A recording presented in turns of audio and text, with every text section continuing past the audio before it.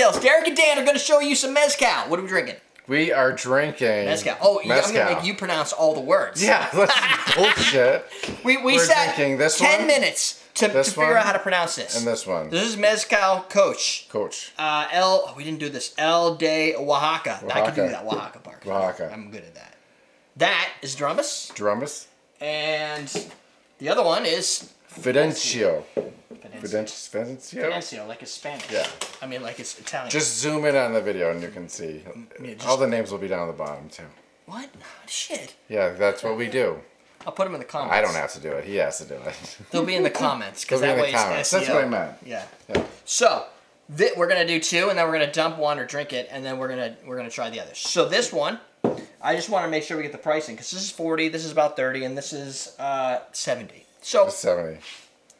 The problem with mezcal, if you watch my last video, is that the prices, that's the video I recorded that we haven't seen yet. No.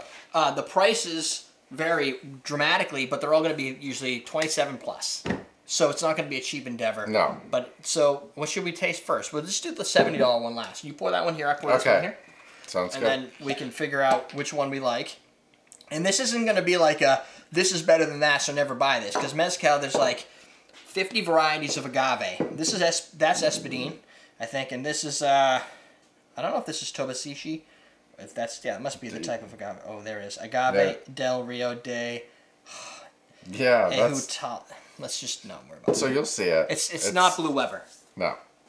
And some are smoky, some aren't. I know. I don't know which ones these are. Yeah. I've tasted some of these like months ago because it's been a while since I've had them, but I haven't done it in a while. So that is your Fidencio. That's this smells just like, if you were to give this to me and let me smell it, it smells like tequila. And the reason that is because mezcal is kind of the overall category in which tequila can fall. Mezcal themselves this is a what do they call it? Domain origin. Domain of origin? Yeah, domain of origin. So that's where they have like the smaller farms, right? No, that's where they made a certification in a law that says mezcal must be made from these places and of these type of agave plants. Oh, okay. So there's 50 plus agave plants. Jalisco counts, but Jalisco is usually where tequila is made. So tequila has their own domain that they call tequila. Okay. We never have the label tequila mezcal. It always just says tequila. Because I don't even think we would, like 5 years ago, I wouldn't even believe. So it's almost the same as like French wine. Yes. Where you have your regions. Your champagne, your cognacs. That's not a wine, but it's Bordeaux. French. Bordeaux, that's a good one. Like, you can't have a California Bordeaux. No. But you can use the same grapes that a Bordeaux uses. Yes. Which I think are called Bordeaux grapes, right? Well, they can also be a mix, too. True.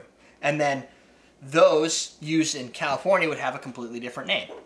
The same thing here, except for we stuck, in this case, with all mezcal brands. We'll have another video that breaks the mold in that case. I like the smell of this and the taste of this, but it's not smoky. This one this one has like a tobacco. That salt, citrus, zesty lime, and that like a little bit of agave pepper. I think. Oh, you can. Doesn't it smell like tequila? You can smell it. This has like a little caramely note to it. This one has a little smoke to it. You think? Well, this one has more. This one has a little. That one has a lot. This is like. It's tapping out. It's tobacco. It's like a cigar. Yes. It's like tobacco and smoke. Yeah. This one has some smoke in it. Oh, they're but both. Definitely it's more citrusy. Yeah. I mean, this is your classic. Like, if you want to drink a mezcal and you're a fan of tequila, this is not falling too far off the cart. This one is like, I want to drink a mezcal for reals. Like, I want that, what everybody says mezcal should taste like. Brute force, smoky, not as peppery. This one's more peppery and citrusy. That one's more tobacco and smoky. This one at the end, it starts off with a little bit of smoke, but at the end, you get the kind of the citrus, and you're like, oh, it's not so bad. It's a little refreshing. Yeah. That one is burning. This one's burning. This one's really burning. And it has less alcohol content than this one. So, riddle me that, Batman. Riddle me this. Pour one of those out. I want to try this. Pour it out! I'll pour it out. Pour it out! I just wanted to scream because I haven't done that yet. And we also don't want to drink it all because we have a lot of episodes to get through. Someone in your chat said that KOCH one was named after a German botanist, so maybe it is supposed to be Coke. Oh, maybe it's supposed to be Coke. But if you were in Spain, if you were in Mexico, would you call it Coke? Or would they say KOCH? But it was named after a German botanist. Yes. So you're naming it after him. It's probably mispronounced in Spanish, and the German way would be the right way to do it. Which would make him a chef. Oh my God! Oh, I remember this! Okay, so here. That's the funky one. Taste that. I'm not going to say anything. This is made from this is not made from Espadine. A lot of the industry... It smells. What's it smell like? A lot of the industry uses Espadine as your core. No. Like green pepper? Yes. Or jalapeno. Yeah, jalapeno, yeah. This is Salmiana crasispina, I'm going to say, is the name of the agave variation that this comes from. Stone with something, words, and a lot. I like the simplicity. It tells you basically everything about it, but only in bullet like a points. jalapeno pepper. Yeah. It doesn't have a lot of smoke. But it's not spicy like a jalapeno pepper. It's just like the green. It tastes like a green pepper, yeah. It tastes like a flavored spirit. Very earthy. Yeah, like it's flavored. And this is the expensive one. This is $70. 44% alcohol by volume. This isn't handwritten. This might be one of the samples. That is interesting. But when tasting mezcal, that is not what I would have thought of. If somebody handed this to me and go, what is that? I'd be like, oh, that's like a jalapeno, that's like a non-spicy jalapeno tequila or something. Or maybe a rum. I don't know. It doesn't have... It's the pairing of the pepper works well with agave, so, I mean, I would just default to that. I wouldn't be like, oh, this is gin, because it doesn't have the cardamom. But it doesn't have a lot of smoke, and it doesn't have too much of that salty beach sand like. It doesn't have much salt at all. No, it's flavored. I don't think, for my tastes, I don't think I'd spend $70. But it's not.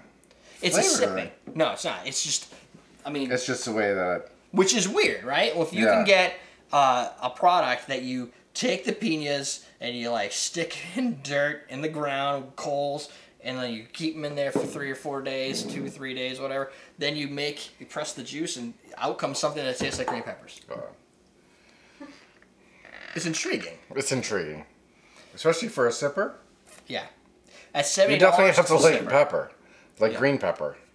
Yeah. Well, you're on seconds, so that's a thing. I like green peppers. Now, unfortunately, it's at a price point that would be a little high for infusing, because I would like to put like spice into that green pepper a little bit, or make a cocktail that uses like a mole and like a mole bitter or something, or something that has some spice with the green pepper already in there. You wouldn't have to bring any more flavorful nuance. No, like if you make a margarita with that, it'd be an interesting sipper. Margarita. Yeah, it's weird though. Dude, it's so... We're going to have to make it a margarita. Like, the presentation, it comes up right away going, hi. Oh, yeah. I've got peppers in here, and you're going to I mean, it's a tad smoky. It's... A little smoky. It has to look a little mint. It's not burny at all. No. It's actually very smooth. For 44%? Yeah. It's very... Like, this is super burny. Yeah. Like, you're like... But at the same time, like, you're getting those moods where you're just like, I want something that's a little bit more aggressive. It's going to kick you a little bit. Yeah. Even if it doesn't, I don't want to get drunk. I just want to feel like I'm getting drunk. If that's sometimes. Yeah. So that's a slight introduction to a couple different mezcals. All three wildly different from each other. Very different. And they use different, those are probably both Espadine, right? Nope, that's a total. Yeah, so there's only one Espadine here. Each one has a different variation, which is going to give it a different flavor. Plus, where they're created, what the sun, the soil, and everything there, it's going to give it a different flavor. Yeah. And it did. It's very interesting. Wicked different. Yeah. So, now, there's going to be a sidebar that's going to pop up. You're going to go there. You're going to, click on the whole round of Mezcal videos that we're going to be producing. Because why wouldn't you? Because now we're just going to make a bunch of drinks. Well, no, we're going to do the soto. Oh, yeah. Then we're going to make a bunch of drinks. And then we're going to make a bunch of drinks. So next week, you're going to get a couple different variations that aren't all Mezcal, mixed with Mezcal, and we'll teach you the history when we get there. Until then, I love it. We're teaching you how to drink. Really good.